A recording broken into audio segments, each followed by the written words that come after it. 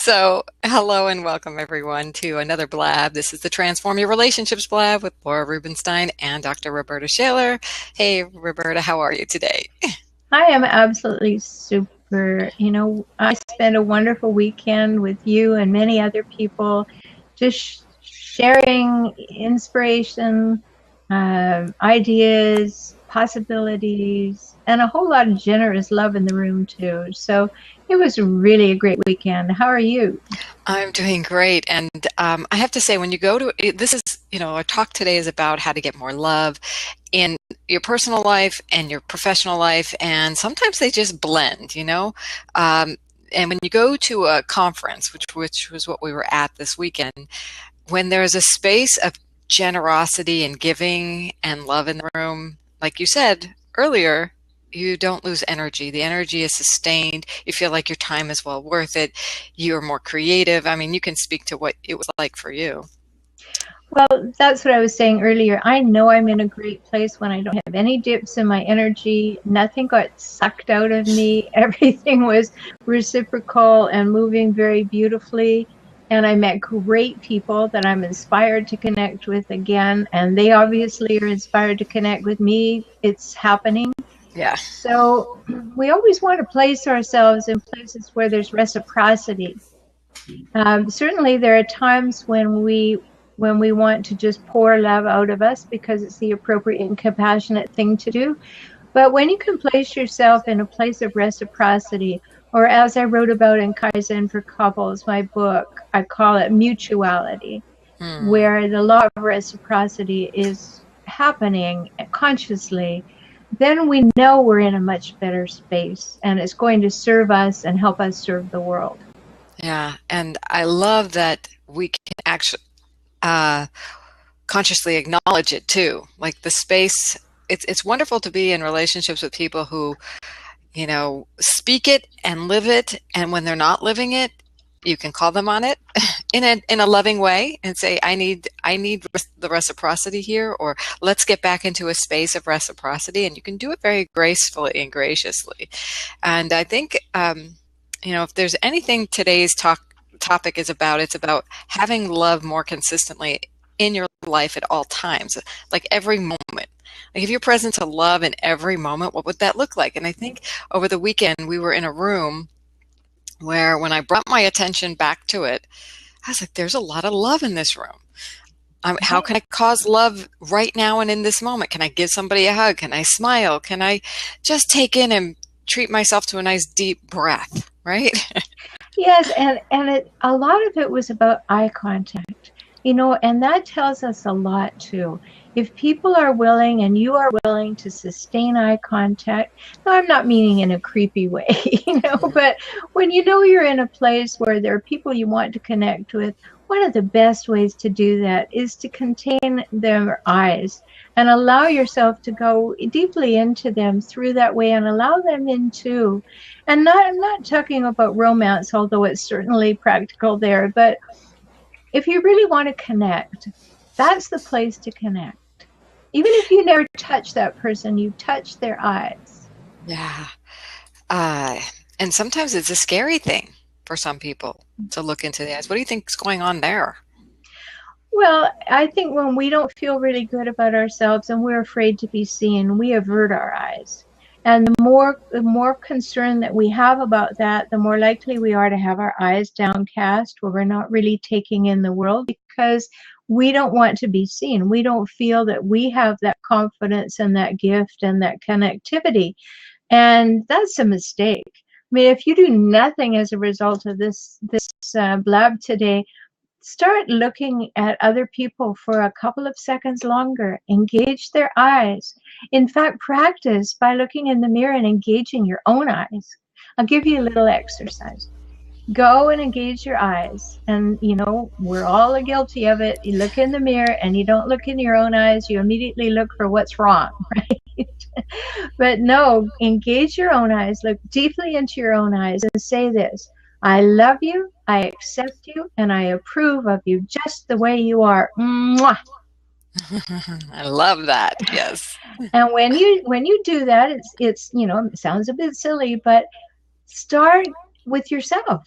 engage your own eyes. Know who you are, because that's where the love starts anyway. And I think that averting the eyes tells you that someone's not comfortable with themselves. Okay.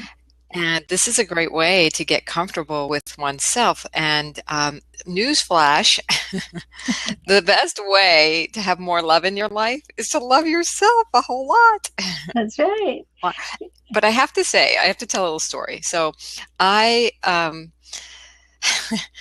the longest time, couldn't look people in the eye. I was really, really scared that they'd reject me. If I let them in, they'd hurt me. Mm-hmm. And that they'd hurt me because something wasn't lovable about me, right? I just wasn't lovable. That's where the really underlying thing is. And so I love this. My mother used to say, sometimes you have to give yourself a little kiss, a little love. And that's exactly what you just said. And I didn't, it's like when I was on my evolution journey here and, in the thick of learning what self-love is, I said, if somebody tells me one more time to love yourself more, I'm going to throw up. I'm like, because you know why? Because I didn't know what it meant. And they didn't tell me. And, you gave one big clue. Start connecting with yourself in a bigger way. And then I started getting what it is. And everyone needs to discover that for themselves, but we can certainly give a lot more clues today. But before we do, I want to give everybody our website so they know where to find more out about us. relationshiphelp.com is Dr. Roberta Shaler's. You can find her books there, her awesome blogs there. What else, Roberta? Oh, there's links to my YouTube videos. There's information about my new work called Escaping the Jackal Trap. Loving someone who shoves you away yet demands that you stay. There's all kinds of exciting things there, and it will lead you afar. And my website is, my blog is at transformtoday.com. But today, since we're talking about love, I actually want to let you know I have these wonderful feminine power cards that, remember I talked about this story of my journey, all the little gold nuggets I learned, I put into these cards, femininepowercards.com. And I'll show you some as we go along today. But I know you wanted to say something, but I had to give a little plug. I do. Those cards are wonderful, and I hope people will get them, because then you have something that you can work with every single day. What I want to say, piggybacking on what you said, Laura, about loving yourself, when I've been doing transformational work since the 80s, and I used to have large groups in my home, and this was at the beginning when people started talking about self-love. That's when it sort of first made its appearance, and people asked me what it was. And so I defined it this way after I thought about it for a long time. First of all, it's about honesty, to be completely honest with yourself. Then it's about safety, keeping yourself safe with yourself and with everybody else. Then it's about trust. Can you trust yourself? Can you allow you to trust other people? It's about reliability. Do you do what you say you do, even when you make promises to yourself? So, and then respect. Like, wow, do you have respect for yourself, and do you treat yourself that way? Those are hallmarks of self-love. And if you give them to yourself, then you will have the gift to give to others. You can't give a gift you don't have, can you? Mm-hmm. If I don't have it, I can want to give it to you, but I don't have it to give. So just a little further on why it begins with you. If you want love, you have to love yourself.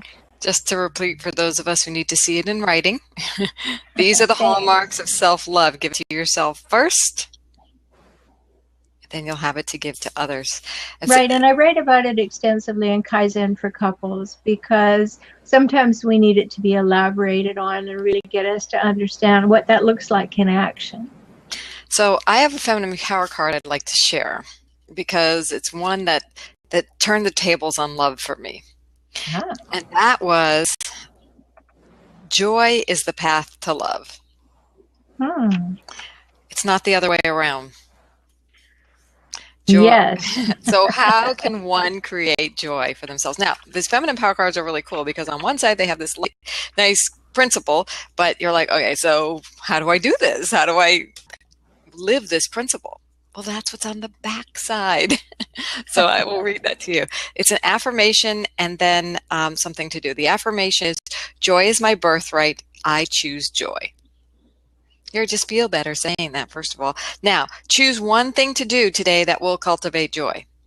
So examples include light some candles. It doesn't have to be a big thing. Do something, bathe, take a bath if you like that. Sing, walk by the water, or just simply smile. You'll notice you'll just elevate that energy in your body if you choose to. You know, I just want to put in a little aside there about walking by the water. You know, a very important part of our being is the development of different energy centers. And the second energy center, or chakra, is about water and movement and things. And it's very important, even if we just sit down and take a great glass of water and feel it refreshing ourselves, or walking by water, or having a shower, or taking a bath, and making it a celebration. It gets us in touch with our emotional identity. And that helps us connect with loving ourselves. So important, so worthwhile. It is. Yeah, just what is your favorite type of water to drink? How do you like it? When you tune into what really brings you joy and you cause it for yourself, there's nothing better. You're like fulfilled. You come to the place and space of, joy, and it becomes a natural process. And then other positive things start getting attracted to you. So enjoying that space of joy, cultivating that self-joy. I just love this list of how to do this for yourself, right? The hallmarks of self-love, for those of you who didn't catch it: honesty, safety, trust, reliability, and respect. Doing that for yourself will revolutionize the love you get, you're able to attract, I guess, in your life. Absolutely. And what a great exercise to just look at those 5 things. Like I said, they're in Kaizen for couples if you forget them. But if you will actually look at, how do you demonstrate respect for yourself in a daily basis? That's a big consideration. That's really something to think about, because it's a gift you give yourself. Yeah. And it starts there. And if you want to find other ways to develop these things and go from loving yourself to loving other people, then you have to extend that honesty, safety, trust, respect, and reliability to other people. Because if we don't have it within ourselves, you know what we do? And I know that you'll all have an example of this. If we're not demonstrating it ourselves, we make our partners wrong for not having it. Yes, I've done that. Anybody else? Okay. Sure. But the cool thing is, it's so clear. Like when I was in it, I was so frustrated in this relationship. And it was always, why can't he be more intimate? Why can't he initiate more? Why can't he do this? And, when that relationship was over, I was just left with me. And I'm like, oh my gosh. That's right. It wasn't him. No. It wasn't him. It was me. It was so clear as day. Exactly. And that's what happens to us. So do the time. If you want to make a difference, do the time. Spend the time with yourself. Spend the time exploring and reflecting. Sometimes people think that they got to get up in the morning and hit the door. Wow, how am I going to get out there and do my thing? Well, who are you taking out there? It's going to be the person that left the house. Did you leave the house in good condition? Did you fill yourself up with those 5 things? Or did you just rush out there looking? Remember what you bring with you, because you're the only one that can bring it. And I had a lot of self-judgment about myself. And that, when I recognized how harsh, I actually was seeing a therapist, and she goes, Laura, it's okay to put away those whips and chains. And that hit me like a ton of bricks. I was like, what do you mean? She goes, you're really hard on yourself. I go, and because I was so hard on myself, guess who else I was hard on? Everyone else. Yeah. Can't give anyone else love if you're not loving yourself. can only love another as much as you love yourself. That's That was right. like, oh my God, I'll never. Then the criticism, you know, came back in. How the heck am I going to love myself if I hate myself, right? And I never use those words, but I'm so hard on myself. Yeah. I felt almost futile. Okay, well, let me say something about that, because as a therapist and relationship consultant, you know, I work with people all the time on issues about the relationship with themselves and other people. And let you off the hook a little bit. You learn that. And we I all did. learn that. Remember that until we're about 6 years old, and 0 to 6 is our greatest brain development, remember that we were just taking the world in through our senses. We had a little bit of language at about 3, but we weren't making cohesive long-term sentences about cause and effect. We were talking about things in the present moment and naming things and all of that. So that development, we took in so much through our pores, through our eyes, ears, Mm, nose, taste, touch, smell, all that was going on. And it got in there and we didn't notice. So when you go to a therapist, I often say, you know, it's the second round. The first round is people gave it to you. The second round is when you go and see if you want to keep it. that's right. And that, so it's a wonderful gift that you gave yourself by seeing a therapist. There doesn't have to be anything wrong to go to a therapist. It's because you want it to be better. And if things have been installed in your early life without your awareness, get it to be different by going and getting some help, some insight like that would just immediately woke you up, didn't it? And said, whoa, I don't have to repeat that pattern that somebody installed in me. Hmm. I can do And it differently. and then I learned to forgive myself. It's another Yeah. part. And I have a great affirmation that's on the back here.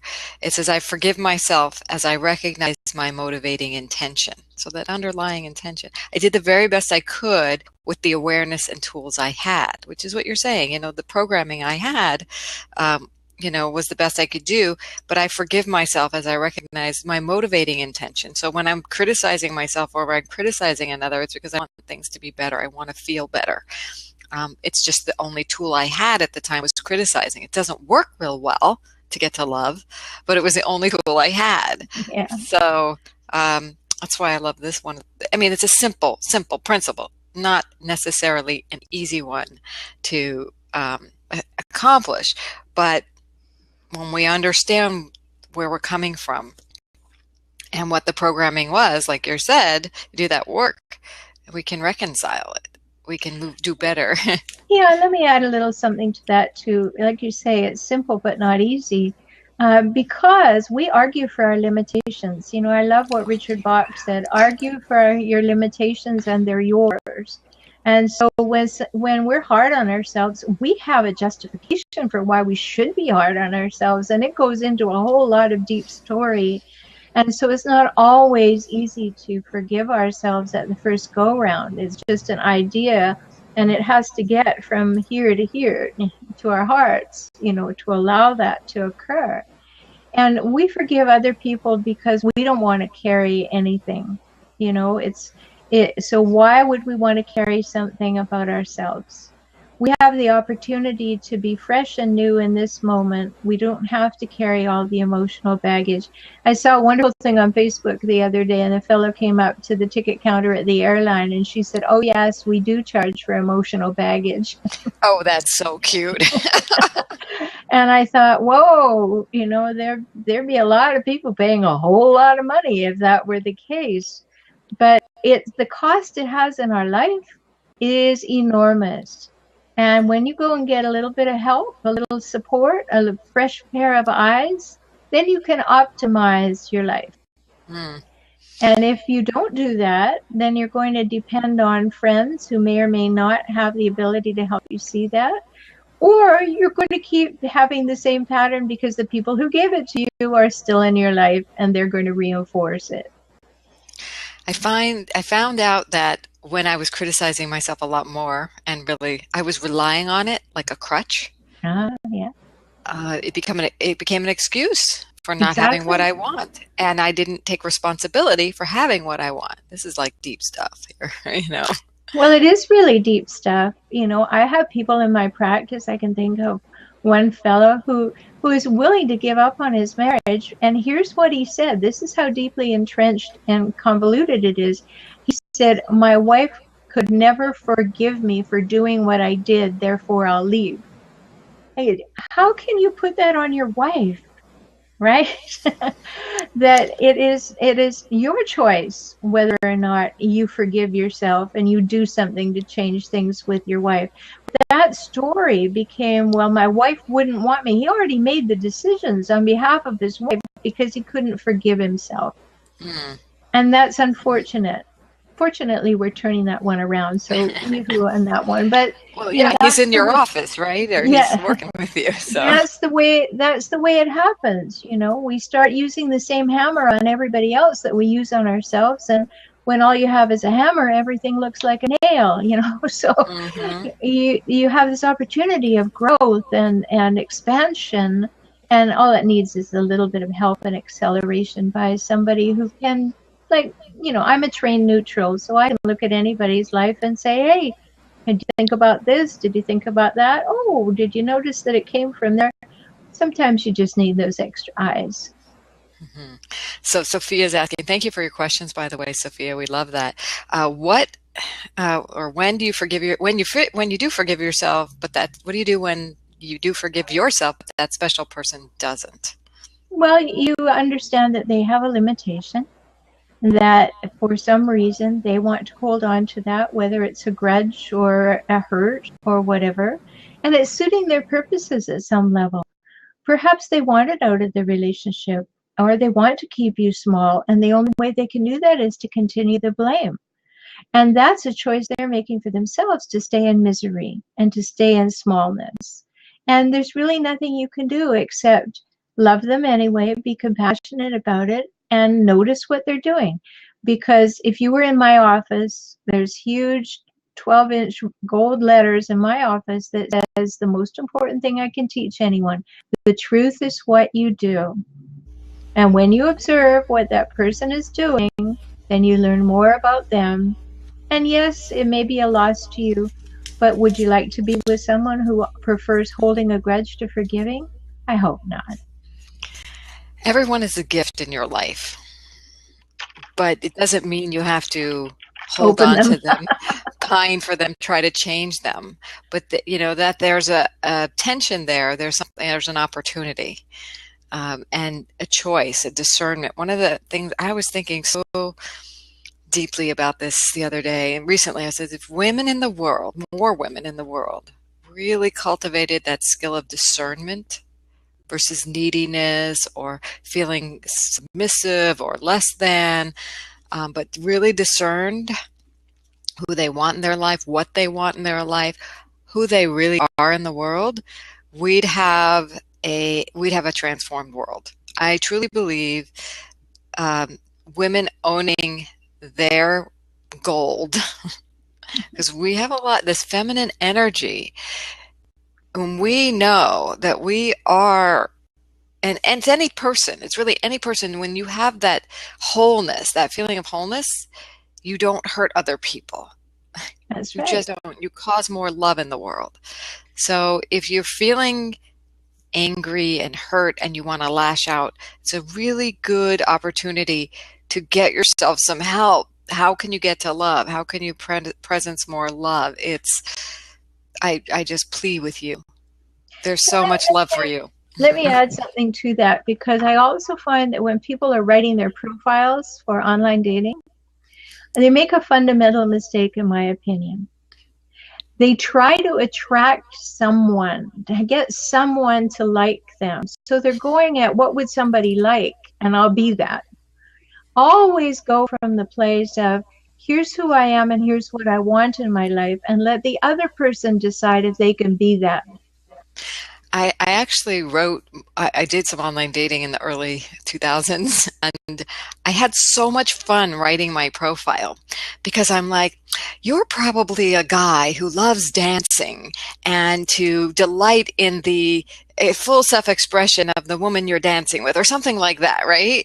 So I was honoring myself and giving him a compelling reason to love who I am if he's that. And if he's not, that's fine.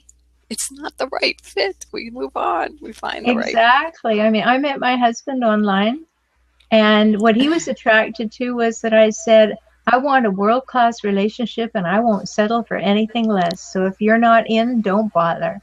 It's a beautiful thing. You So, know, we've been talking a lot, and it seems like we've been talking a lot about personal relationships. Now, of course, we have, but how does this apply to the work world? It's like, I think it's 100% completely relevant. But I wanted to just presence that and bring that up, that if you are loving yourself more, you're going to have better coworker relationships, better clients attracted to you. You're not going to get people who take advantage of your services. You can set boundaries very well. Do you want to add to that? well, you're not going to pick up the phone and call someone to say I have something of value for you if you don't love yourself. So even a basic sales call will not happen in the same way if you don't have that self-love. If you don't recognize that I have something of value to offer you, and I would be pleased to offer that service to you. Also, when I go into companies, because my specialty is dealing with chronically difficult people as spouses and coworkers. So when I go into a company, there are many personalities that are there. What are you doing to be loving, understanding that how other people are being is not necessarily anything to do with you. The only thing that is to do with you is who are you being? And then you take that understanding through with you, right? So it's important, again, to come to this rock bottom place of loving yourself so that you are not feeling persecuted. You're not feeling like people are doing things to you. You're aware and you're connected and you're giving. And that giving is the opportunity for people to come to know who you are. And don't be concerned about what are they thinking? Do they like me? Is this good? Do that work beforehand, but go there with an open heart and an open mind. The work, huh? I wish we had a better word. The love. Do the love. Yeah. The love thing. So I have a couple of more cards, and I'm deciding which one to. A lot of people say, this is this blame thing. When you hear yourself, nobody's trustworthy anymore. I can't trust anybody. And that's one of those key elements in your list of do this for yourself. So I have a card to that effect here. To attract trustworthy, what is it? To attract trustworthy people in your life, be more trustworthy. Okay. So exactly. It's a correspondence, it's always going to be a correspondence. So here's something to contemplate is how can I develop more trust in myself? Sit with that or write about it if you're a journaler, or just observe throughout your day.